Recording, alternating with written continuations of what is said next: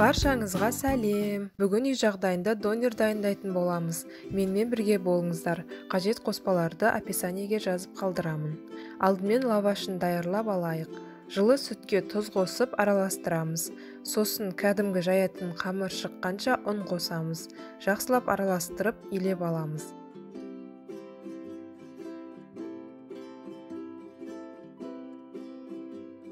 Енді қамырымызды бірнеше бөлікке бөлеміз. Мен 10 бөлікке бөлемін. Сосын ұн себе отырып жаямыз. Барынша емес, кішкене дөңгелек форма шыққанша жаямыз.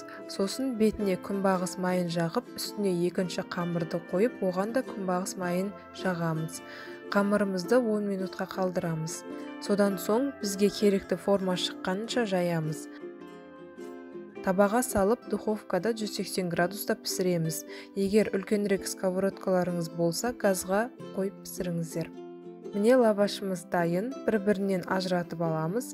Егер лаваштарыңыз қатты болып шықса, үстіне су жағып 5 минутқа қойсаңыз, жұп-жұмсақ болып шығады. Енді салмасын әзірлеуге көшейік. Картопты суға салып қоямыз.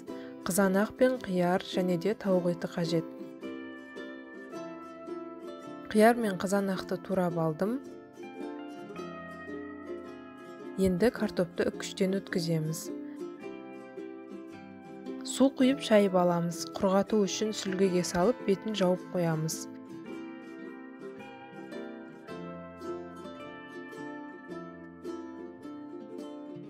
Туралған тауық етіне тұз қосып араластырамыз. Қызарғанша майға қуырып аламыз. Кепкен картопымызға тұз қосып, майға қуырамыз. Содан соң салфеткаға салып, бетін жауып қоямыз. Майы кішкене тартылуы керек. Лавашымызға кетчуп пен майонез жағамыз.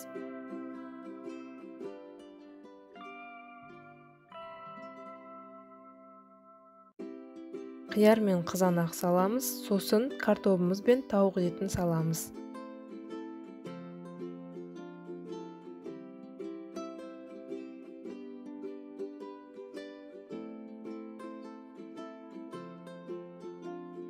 Лавашты ораймыз. Грильде пісіріп аламыз. Сіздерде гриль болмаса, пешке пісірсеңіздер де болады. Міне донеріміз дайын, дәмді әрі тойымды ас. Жасап көріңіздер. Сіздермен бірге болған Айнура. Мені қолдап, каналыма тіркеліп, лайк басып, пікір қалдыруды ұмытпаңыздар. Назарларыңызға рахмет.